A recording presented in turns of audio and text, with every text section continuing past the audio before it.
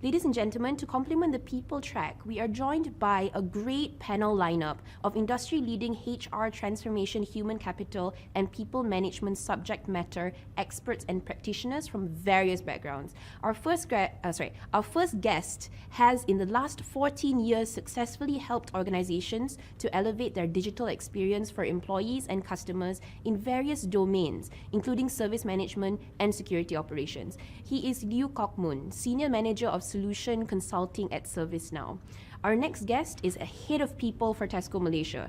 Mr. Alvin is an experienced HR professional with more than 18 years of experience spanning multiple industries, and he is very passionate about unleashing people's potential and development. Our third guest is United Nations Development Programme's Global Shared Services Unit Director for Kuala Lumpur and Copenhagen. Noni, Mafabune's unit provides administrative, transactional, and compliance services to 170 countries and other United Nations agencies in finance, HR, and procurement. And moderating the panel is Cheryl Chow from EY, who has more than 20 years of experience specializing in human capital consulting. Wow, you can never get a better mix of a panel lineup to talk about the subject matter at hand. But, however, we are going to take a little break before the panel session so that everybody can get ready. The panel is getting ready soon, but stay tuned and tune in back at 11:10 a.m. for the panel to start. So get your coffee or pet your cat or go to the toilet, whatever that you need to do to be ready. Come back and pay attention. All right, see you guys at 11:10. To all our audience behind the screen, we are live in the studio, projecting to you a panel, another interesting panel for our session this morning. And I'm joined by a very interesting esteemed list of panelists for today. Let me just quickly introduce them. We have got Noni Mafabune. She is the Director of Global Shared Services Unit, UNDP. I think she doesn't need any further introduction. We've got Liew, Senior Manager of ServiceNow Solution Consulting. It's always good to have a mix of consultant amongst the panelists to really share a point of view, both from a consultant perspective as well as employee perspective. And we've got, last but not least, Alvin, which is the head of people from Tesco Stores, our favorite family community store. I go to Tesco every other day. So great supporter of Tesco. I am Cheryl, associate partner with EY Advisory Services, and I will be the moderator for today.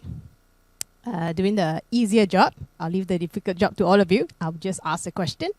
So without further delay, let me just do a quick introduction. I think in the earlier session, my partner talked about workforce being your greatest asset in a digital world. How this is linked to purpose by putting human at center.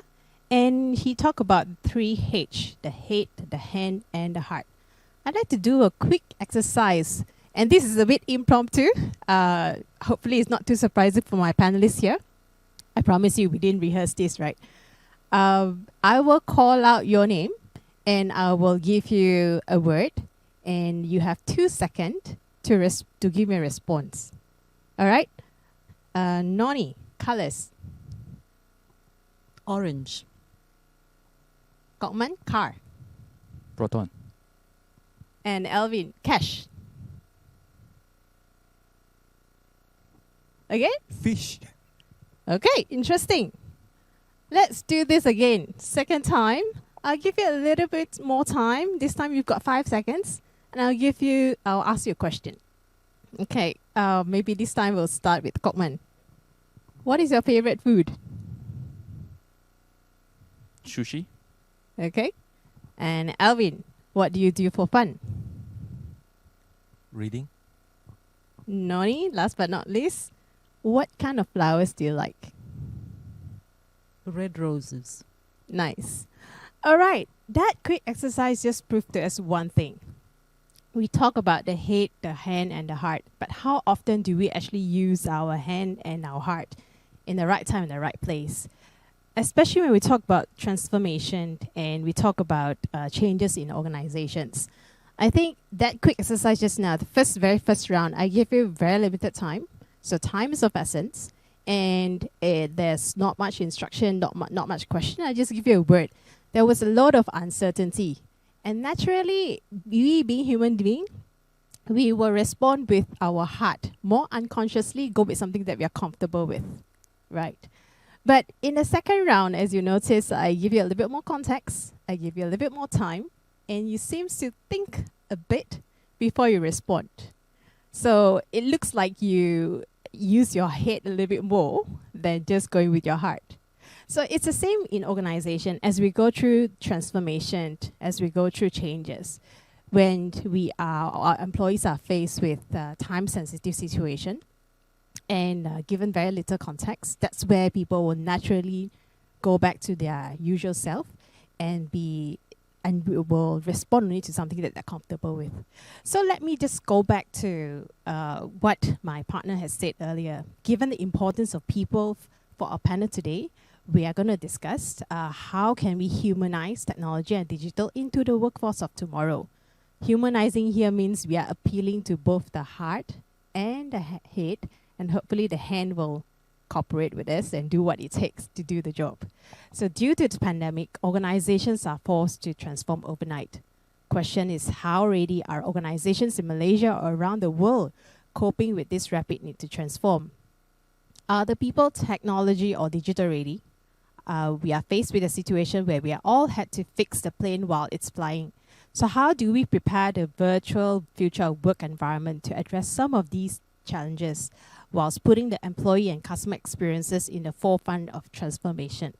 So very first question to kickstart our session today. Maybe I'll start with Noni this time. What has been the biggest people challenge for your organization?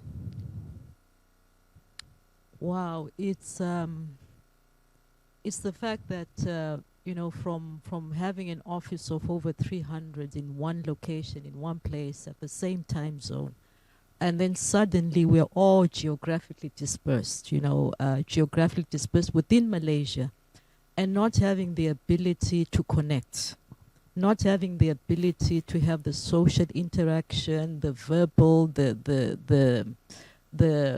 when you talk to someone, you can actually understand the extent of the problem, or you can even understand their personal circumstances without actually getting it from them. So for us, the biggest challenge really was the social and the emotional disconnect. Because if you understand the type of work that we do, it's very important that our colleagues, our team members show up every day in the right frame of mind, and for the team leaders and the managers to be able to connect with their staff. And so the disconnection has really been the biggest challenge for us. But at some time during the session, I can walk you through the things that we have done to bring people back together again. Thank you. Thank you, Noni. That will be interesting to hear. What have UNDP done to really bring back engagement to the employees while they are very much a distance from us? So maybe let me move on to Coltman. How about yourself? I mean, for ServiceNow, another consulting services firm, I must say, as an employee, what are some of the people challenges that you face in the organization? Yeah, I think I echo what Noni has mentioned earlier. If we go back to the team where we talk about head, the hand, and the heart, I think what Noni mentioned is very much focused around the heart. So if I can just turn things around a bit and focus a little bit more about the head and the hand, I think one of the biggest challenge we have is that all 12,000 employees of ServiceNow globally we then have to work from home, just like what Noni had mentioned. But then how do we keep them productive? How do we keep them contributing as per when they were in the office as well? So that has been challenging, interesting right along the way. So imagine this from IT perspective. Instead of supporting 100 offices globally, all of a sudden, overnight almost, we are supporting 12,000 offices around the globe. And he has got various degrees of infrastructure, right? So in Malaysia, we are quite fortunate to have very good infrastructure in terms of internet. But in some other countries, we may not be as fortunate. So the ability to actually cater and manage all of these different things, has been interesting for us as a company. Thank you, Colman. Alvin. Interestingly, because Tesco, as we know it, being an MNC, I'm sure you've got a lot more stuff that it's under your purview. How are you coping with the engagement level of the stuff that's under Tesco? Thank you, Cheryl. It's a very different dynamic, I would say. During the movement control order period, we have a different mix of colleagues. On one hand, we have head office colleagues. On another hand, we have our stores, which requires to operate because we are part of essential services. And on the other hand, we also have a distribution center who is operating 24/7 as well, so that they pick and collect all the stocks, so that the stocks can be delivered to the stores, and we can then sell it to our customers. So this is very different dynamic in the sense that the people at the front line, especially our colleagues in stores and distribution centers, are working extremely hard, while at the same time have posed a very serious health challenges on them as well. They are required to come to work on a daily basis. So this kind of concern for the team as well. So engagement and communication will be very utmost important, and also in terms of motivating them to deliver the results and serve our customer better. I mean, although we may say that we can understand what you've just explained, but just like today, we came to the studio having maybe different expectations of how the studio would look like, and here we are live, seeing things happening back behind the scene. Similarly to your situation, we may not see all these things that you've described to us behind the scene, all the workers in Tesco that has been putting up around the clock in order to provide the essential, each essential services to customers like ourselves. But again, maybe just a follow-up question, given that you are in a retail business and traditionally very much brick and mortar setup, I must say, although there are some online services that you provide, any impact to your business due to the lockdown? And how do you keep your people safe and well during this period? Thanks, Cheryl. So related to the question you posed earlier, in terms of impact on the business during the lockdown, I would say, as many of you are aware, that during the initial lockdown, which was announced during March, we've seen the panic buying across our stores, and I think one of the most popular items you may be well aware is tissue Toilet paper. Toilet paper. So That's right.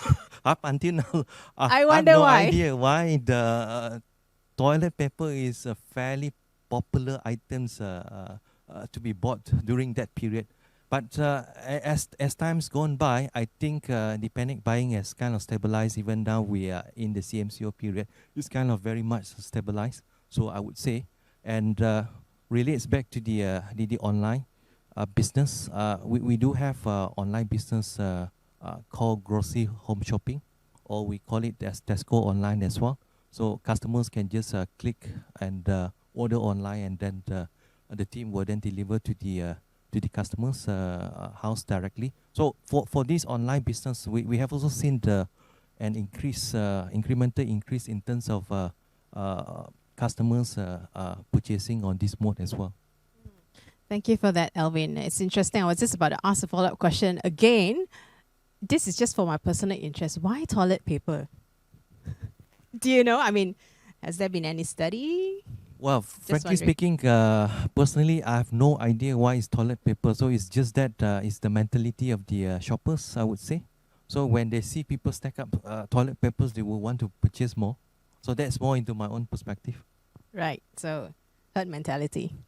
All right. Maybe I'll move on to Noni. So being a global network office like UNDP, you would naturally depend heavily on technology, like what you rightly mentioned earlier, to connect with your team from different parts of the world. How has this changed since COVID-19 pandemic? And you talk a little bit about the challenge in engaging your people across the world. So maybe you can share with us a little bit about some of the interventions that you put in place. Okay, thanks, Cheryl. So in terms of technology, I think we were forced to accelerate a lot of our plans. Before COVID, we primarily depended on email and Skype for Business. But what I noticed is that around about March, April, we suddenly went into the Zoom world, we went into the Teams world, WhatsApp became a familiar communication channel even for work.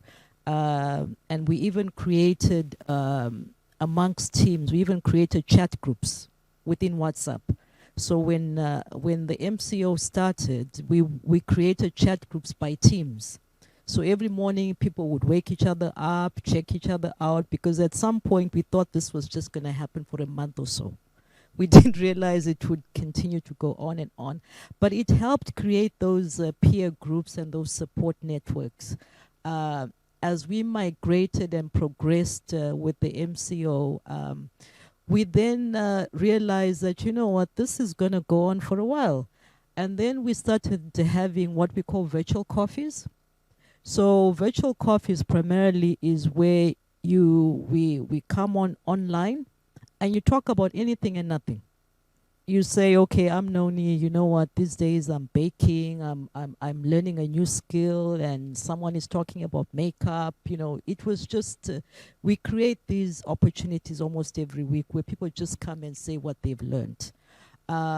In terms of the engagement aspect, I think also what we have done is, on top of these informal sessions that we have, we've also started sending these newsletters or what we call virtual tours. So we can actually, our communication team will send us, like on a Friday, a virtual tour of a museum in France. So you can actually go in and you can actually be in France, you know, in the cyberspace, or you can visit the UNESCO sites, you know, through your computer. So we've created a number of situations where people just chill out, and then, you know, you break out from your workspace. And last but not least, we're always very concerned about, you know, the economics of offices. Because at home, most people are working from either from their couch or from their dinner table. So we send out a lot of these tips and things that you ought to do and not to do. I mean, I could go on and on the whole day, but allow me to stop here for now. Thank you, Noni. It's interesting because a client of mine also did the same. They started sharing recipes. So looks like that is the new norm. You wake up with MS Teams and WhatsApp, more so than on the phone and in front of your laptop. All right, very, very interesting and very, very interesting way of engaging your stuff around the world. And I love the virtual tours. You can not be physically in France where you're in France and see what the French do, right? Interesting. Maybe I'll move on to Gottman. Sure. So a little bit about the services that you provide, right, under ServiceNow.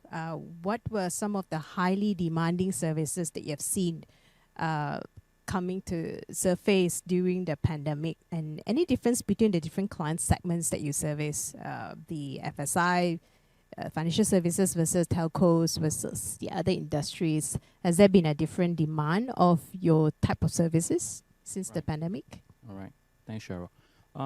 I guess if I were to generalize it, I think hands down, the most demanded software across the industry is probably workflow, right? Workflow automation in general. And if I were to give examples, telco, for example, so we have got a huge telco customers in Malaysia, where they actually employ workflow capability of ServiceNow platform to actually automate some of the workflows behind the scene. And this has become particularly important because of us not being in the same office. So unlike back then when everybody is in the same building, we can actually just go from one cubicle to another cubicle to actually get things done. But now in the digital world, what happened is that things are slightly different now, where, you know, to Noni's point earlier, is actually from bedroom to bedroom instead of from cubicle to cubicle. So we need technology in the service of people to actually make that happen. So that is actually probably one of the more common ones. But during this pandemic especially, I think COVID-related or pandemic-related workflows especially has been booming, right? Zoom, for example. But specific to ServiceNow, we do have a number of applications that we have actually built to actually help customers ease through this particular period of time. One particular example that I can think of off the back of my head is actually Scoot, which is the airlines in Singapore. So they have been a long-time customer of ServiceNow, and they have actually used ServiceNow for a number of workflow processes But specific to COVID, what they have done is that they actually use the platform to actually help manage 2,000 of their employees around the world, but majority of them are actually in Singapore, right? And when we talk about 2,000 of them are primarily stewardess, pilots, people on the frontliner who are probably very different from the traditional office worker where they have a dedicated cubicle with laptops in front of them. So all the workflows that they have to trigger and initiate has to be done through a mobile device. And when we talk about workflows, we also talk about things like, health declaration. So when they come into the office or, if someone around their neighborhood is actually infected, so they will use the system or their mobile device to actually declare if they're healthy or not healthy. They also have got travel advisory. So as and when Singapore and Malaysia flights, for example, when they resume, so they can actually get updated information as well as the latest corporate guidance, everything on the tip of their finger. So yeah, so those are some of the examples that I could give. Thank you so much, Kalman, for that detailed explanation. That helps to promote your services to our audience here as well. Not intended. Not intended. I'm sure it's not. Well, anyway, I think I can't stop to wonder because we are having a live session, live streaming here, but we don't have live audience. The only way I could get a gauge whether we've got we got people listening in is through the questions that are asked. So I encourage the audience behind the screen to post your question. If we can and we have time, we will answer them during the session. If we don't, we'll try our best to come back to you after the show. So I encourage all of you to ask questions. Otherwise, we will be answering very much questions which we think it's of interest to you. But if you have anything that is bothering you related to this topic of humanizing technology and digital to your organization, please post your question and we'll be more than happy to take it up throughout our discussion this morning. All right. So maybe I'll just move on back to Alvin. Right. So I think being an MNC, Tesco as we know it, how can Tesco build a universal people culture that can be replicated in every country while integrating with the speed of upgrading technology at the same time? I'm sure that's going to be a very challenging task for you, being the head of people. Maybe you can share with us some of your initiatives or experience. Thanks, Cheryl. I think one of it would be by looking at the core purpose, why the company exists. So in terms of Tesco, is from the UK. So the core purpose doesn't run away. So it still applies to Malaysia locally as well. The core purpose for Tesco is to serve our customer a little better every day. So that's what we do, and when we embed it through our colleagues across our head office stores and distributions, these are the purpose that why we exist in the company. So when it then align back to the technology changes, so it's all I would say jive in all very well. So let me give you an example like the self-service checkout. So now we have a self-service checkout in most of the stores as well. So for customers who prefer to do a self-service checkout by purchasing a few items, they can just simply go to the self-service checkout and then tag the barcode and then make a payment, and then they can go. Another example would be the Tesco Scan and Shop as well. Pretty new service we implemented slightly before the MCO period as well. For those who customers who wants to do the tagging based on the app, they can just download the app and then they can just scan the products they purchase, and then when they go to checkout counter, they can just show the list of the item they purchased with the total amount, and then they would make payment almost immediately. So that's some of the example that we try to align back. So in terms of culture perspective, and then to relates back to the store at the frontline colleagues in terms of how they serve our customer better. Maybe just a quick follow-up question, Alvin. How do you ensure that your people actually practice those culture on the job? I mean, given that you've got maybe lots of stuff that you have at the front line, how do they inculcate and apply those values when they serve their customers? Well, I would say it's a journey. So whenever you talk about cultures, it's always a journey that each and every organization have to go through, not only Tesco, but other companies as well. So we do have induction program. So they have go through a 3 days on the job training. So they have to really understand the process. What is our process across the stores? How do they replenish product? How do they scan the barcode? How do they change prices when there's a promo, so on and so forth? So all this will be trained on the job basis for a few days before we really put them on the real job. Yeah. All right. Thank you for that, Alvin. A little bit of context of how things work in behind the scene in Tesco. It's definitely interesting for a consumer like myself. So maybe I'll move on to Noni. A little bit about UNDP. What were some of the initiatives that you put in place to humanize the workplace or the virtual work environment for the people? Well, on top of creating, making WhatsApp a business way of communicating, we also gave our staff the opportunity to come and collect their desks, not their desks, their chairs and their workstations, so that they could create an office at home. So it was a way of recognizing that it was a bit difficult to be working from home and doing office work from home. On top of this, I think I've mentioned the virtual tours that we do, the weekly catch-ups, the coffees that we have. In addition to that, what we also do is for our new joinees, we've opened up a site where if you're new, you post pictures about your life so that people can get to know you. Because ordinarily, I mean, we've hired more than 100 people during this period, whom I've never met before. But I get to meet them online because they share about themselves, their lives, and for those who share their numbers, we can reach out to each other. What I really find is that while we don't have the physical connection, I think there is more effort in wanting to reach out to each other. And so we do encourage a lot of reaching out, because the type of work that we do, as you can imagine, we're servicing the whole world from Kuala Lumpur, and sometimes it can be a daunting task because we may not always understand what is going on the other side of the world. So I think the contacts that we have weekly, the WhatsApp messages that we send to each other, and I think the virtual tours are really doing us a great service. And so I find that I think people are happier now at home. I'm not sure about the office anymore, but people are happy now. All right, that's so great to hear, Noni. What is the one thing that you missed by working virtually? To be honest with you, I miss a human contact, just to be able to share a joke real time. When it comes to the Zoom and the team and all these virtual spaces, sometimes you just have to be mindful who else is on the call.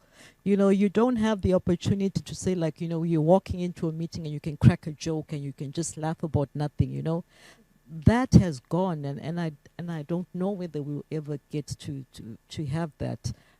You just see your colleagues from the neck upwards, and it's not personal, but it does seem to be the way of the future. So in a nutshell, I miss the human contact, the physical contact with people. You're absolutely right, Noni, because I just remembered one of the recent webinar session that I've had, and a colleague of mine said that he bought a shirt and he wanted to wear it for the webinar session because the shirt says, "I'm not wearing any pants." So like you rightly put it, you can only see from the neck up, but you really do not know. You don't have that physical interaction, and it just feels different. It's just like our show today. We are in a live studio having this live streaming, but we don't have any audience, so we are talking amongst ourselves. And obviously that is it's equally challenging because we like reactions, right? I mean, every time when you post something on Facebook, you like to see a thumbs up or somebody liking your post. So we like reactions, and we like to feel acknowledged. So back to that point, I think maybe I'll just pose this question to Kokman. ServiceNow, as an employee, obviously, what sort of, how do you decide what sort of software to implement for your own organization? And how do you decide which ones is the most suited? Because you are a software company and I'm sure you've got lots of things to offer for your own use. So how do you decide? Yeah, so first thing first, I think one of the things that we do very well within the company is that we so-called drink our own champagne. So everything that we sell, we actually use it ourselves. As a matter of fact, we are actually customer zero. So we are sort of like the testing ground. If it works well, then we kind of prototype, market it to everybody else, right? I think one of the key driver for us is really starting from experience, right? We wouldn't want to just implement technology for technology's sake. What we want to implement is to implement technology that would actually complement our users' life, right? To make them make their job easier, faster, more effective, more efficient in that way. So that has always been the guiding principle for the organization, and that has actually worked out pretty well for us, to be honest, so far. Very good example of what we've just done, I think was just probably 2 quarters ago during the pandemic, was that being a sales organization, some of you may appreciate that there's a whole lot of paper that's required, going through legal, a lot of reviews. So prior to the pandemic, what happened was there were a lot of, like I said, everybody's in the office, right? So we're just passing paper around, and it's not effective, but it's not that bad, right? Until the pandemic hits, where we say, you know what, I can't ship a document from Malaysia to the UK just for a signature and then comes back. It became then very, very difficult. So what we've done is that we have actually developed our own application to actually support our legal process. So everything goes through the system now, is routed automatically. It's triggered from one single place, but it's actually routed to thousands of people around the world to actually work on. And that has actually kind of garnered tremendous result. So we actually seen, I think, close to about 80% reduction of unnecessary emails. And not only unnecessary emails, but that also equates to much faster turnaround time. So that, to my point earlier, is all about experience, both from how the user is actually using it, as well as the result that they can actually enjoy at the end of the day. Yeah. Interesting when you said that you've used your employees as testing grounds, so they're all guinea pigs. To some extent, for that yeah. language, but yeah, it's interesting that you say that. How is the reaction of the people? I mean, when they are being put through so many technology changes, even in your own organization. Yeah, I think I could actually tie it back to Alvin's point earlier around culture. The culture of ServiceNow as a company has been kind of embedded the very first day that we joined the company, where we actually, to some extent, not afraid to speak up, right? If a technology is pushed to any one of us and we feel that it's actually not very useful, there are sufficient channels as well as ways for us to provide feedback, or obviously constructive feedback. And we have done that quite a fair bit as well. Not to say that 100% of what everything ServiceNow produce is actually good, useful, and provide great experiences. Unfortunately, it's not that case. There are occasions where we come up with products. Before we go out to market, we actually got internal testings, like myself, provided feedback and feel that, you know what, maybe it's not the right time, maybe it's not the right way of doing stuff. And then we go back and we actually, develop better, we learn from it and we develop better solutions out of it. Okay, great. So it looks like we do have questions coming in, and I'll be reading off some of the questions that our listeners are interested to maybe get a feedback from. Alvin. Abdul from WebEx, I think, he asked, how has Tesco helped online business owners throughout the pandemic? Any interesting insights here or initiatives? In terms of helping online business owners per se, I just would like to probably clarify that the online business, the system is owned by Tesco. So when the customer back in orders, then we will then deliver back to the customer. So during the pandemic time, there are few tied up collaborations, but obviously not with the business owners, but with the Grab, and some with the Grab as well. The Grab drivers can help to deliver, and if you can see now, even we have collaboration with Foodpanda as well to do the on the same day delivery if the customers doesn't want to choose the next day delivery within the Tesco online. So the answer is no. We don't tie up with any business owner. So we are brick and mortars companies, and whenever customer purchase, then we will just send and deliver to the back to the customers. I guess Tesco online store is slightly different from any other shopping online store like your Alibaba or Lazada or even Zalora, right? Because they do have business owners that that sells their product through that channel versus Tesco, you sell your own product. Hence, I guess, rightly said, I guess ultimately is your online store only sells on Tesco's products, and indirectly, I guess the only way to help business owner if they are Grab drivers or if they can be supporting the value chain. I think that's where indirectly you are able to promote that services. Okay, great. So maybe I'll just move back to our panel before I take the next question from the audience. What conversations have you been having that you weren't having before? Maybe I'll ask Noni this. Wow, I think it's mainly around work-life balance. Because now, we are all confined to our homes.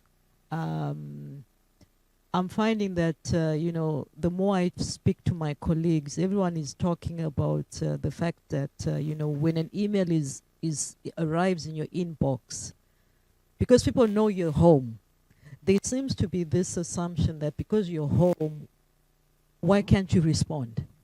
And so these are the type of discussions we're having in terms of how do we balance this? How do you separate yourself within the same house that now is my break and now is my work? And so we are talking a lot around these, we're having these type of conversations more and more. Whereas before it was like after you leave the office, you've left the office, and whether you work or you don't work, it depends on the type of work that you're doing. I can totally relate to that, Noni.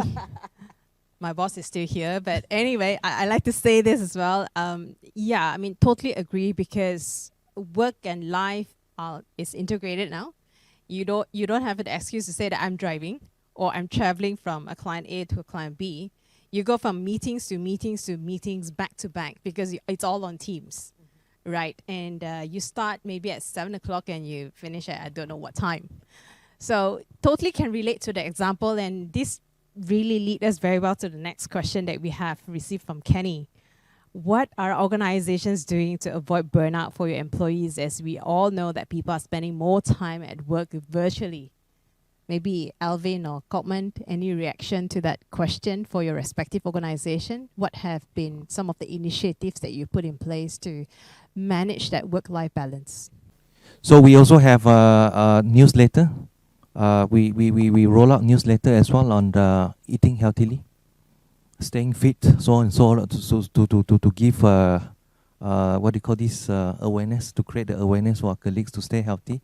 Because for me personally, actually when I work from home for the last few months, actually I grow indirectly, because my wife tend to feed me with all the snacks. After lunch, 2 o'clock I have snacks, I have fruits, and then 4, 5 o'clock I get another snacks as well. So yeah, I need to be aware as well. Yeah. Over to you, Cheryl. Very nice, Alvin. So you grew sideways. Interesting. I like that online classes. I think we should all keep fit while we keep well at home, working from home. Any reaction from Kopman? Anything that's different that you are practicing in ServiceNow? I think primarily it's mostly the same, right? So we have like weekly yoga classes, weekly gym classes. There are occasionally cooking class that is run by our own internal employees. So that is interesting. But one thing I think the company or the organization is trying to achieve is to kind of reduce the amount of time spent on online meetings, right? So what we always encourage the teams to do is to say, for example, you schedule a 1-hour team call, right? So what we want to do is to actually cut short the meeting and be more effective and wrap it up within 45 minutes, so that it can actually give 15 minutes back to the people to actually maybe even go for a snack, like what Alvin said, right? Go for toilet break, go for a walk, So that is a culture that we're trying to build within the organization after this pandemic has started. All right, nice. How about Noni? Any difference apart from the nice recipe and the virtual tours? Well, I think I'm personally pushing more for more efficient meetings. So a meeting cancelled is a win. When I say is a win, is sometimes I think the COVID pandemic created in a lot of meetings, meeting after meeting, and then after a few months, I think everyone began to realize that meetings were now being set up just because. But now I think we're all realizing that meetings are not really required. So I'm pushing for more of resolution and more efficient meetings. Meaning, if you're asking for a meeting, come with your agenda, your problem statement, and what are you proposing, so that if we can save 30 minutes, you know what, we need to celebrate that, so the free 30 minutes. And of course, yes, to add on, we're also encouraging a lot of through our email channels, where we give people tips and tricks of how to exercise during the day, how you just walk around your own apartment, your own house, and get some free time. But it's not been easy. Last but not least, personally, I really push for people to take their annual leave. It's very, very, very, very important. You'd be amazed to see that one day without a Teams or a Zoom back to back, it's just, I don't know, it's bliss. And so the fact that you're at home doesn't mean you can't take a day off. I found that, just to wake up and not be in a team or Zoom meeting in itself is just so, I can't describe the feeling. So encourage more of this. And of course, we do have a policy where if you take on more than so many days into the next year, you lose a certain number of days.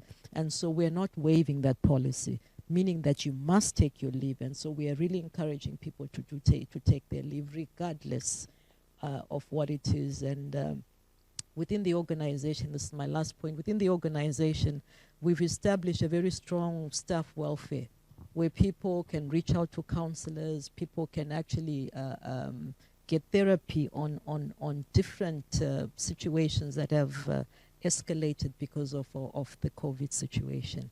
And so, yeah, it hasn't been easy, but we're trying our best as well. Very nice, very nice. Because like what Alvin rightly put it, right? Time for yourself, time for work. Hopefully we'll be able to split between the two and have a good balance. And now is the best time to take a break because it's year end. It's the new year. So hopefully we'll start the new year fresh. And with that, I think we've got just a couple of minutes left. Maybe I'll just end the session with one last question and open for any one of our panelists to respond to this. So any advice for our audience in terms of upskilling and reskilling the people to be more future-oriented with the skill sets related to data, digital, and disruption? Any particular skill set you think it's key when you talk about embracing the disruption of digital and data?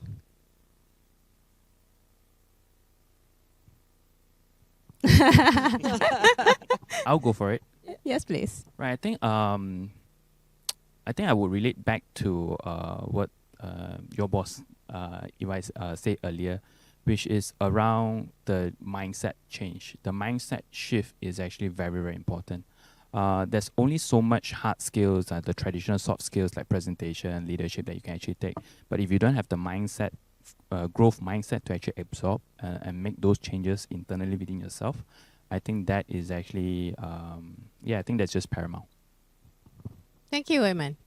Noni or Alvin, anything else to add? I think if you look through some of the research papers, right, what are the key skills for the futures? There are lots. Digital skills is one of it, this and that. But at the end of the day, I would say it all bounces back to individual responsibilities. They should take accountability to develop themselves, to have that discussion with their line managers to look at what are the skill sets they need to have for now and the future. So I think that's the key for me. Thank you. Thank you, Alvin. Any last words, Noni?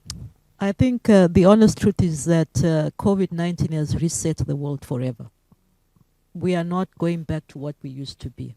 And so it's important for all of us to be agile and to realize that wherever we are now is the beginning of a new future. And with that, I think we all just need to keep abreast of the technologies that are coming on board, because we're not going backwards. Thank you, Noni. And thank you to all our panelists today, Alvin, Kotman, and Noni. And signing off now, thank you so much for joining us for this live session. Hopefully you get a tip or two from our discussion this morning. Thank you.